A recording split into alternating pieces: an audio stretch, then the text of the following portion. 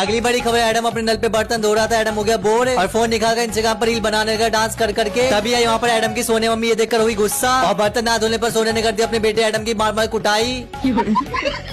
अब तक की बड़ी खबर, गन्ना के पोचिनो गांव से अज्जू भाई ने खोली फल की दुकान और फल को महंगे दामों पर बेचते हुए दिखे। तभी आए अमित भाई अपनी वाइफ के साथ फल खरीदने के लिए। रेट ना कम करने पर अमित भाई की वाइफ को बोल दिया अज्जू भाई ने माल, तो जिसके चलते अमित भाई की वाइफ घर जाकर लिया अपना बेलन और दोनों ने मिलकर अज्जू भाई को मार मार कर दिया बेहोश।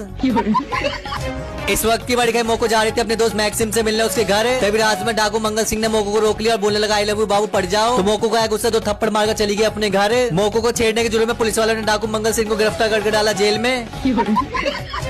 देखिए किस लिए पिलर की गई थी गर्लफ्रेंड सोशलाइज में घूमने के लिए। तो यहाँ पर पिलर की गर्लफ्रेंड को बोलते पिलर ने बाबू। तो पिलर को ये सब पता चलने पर बर्दाश्त न कर पाने पर पिलर ऊपर से नीचे कूदा, चड्डी फटने से हो गई उसकी मौत।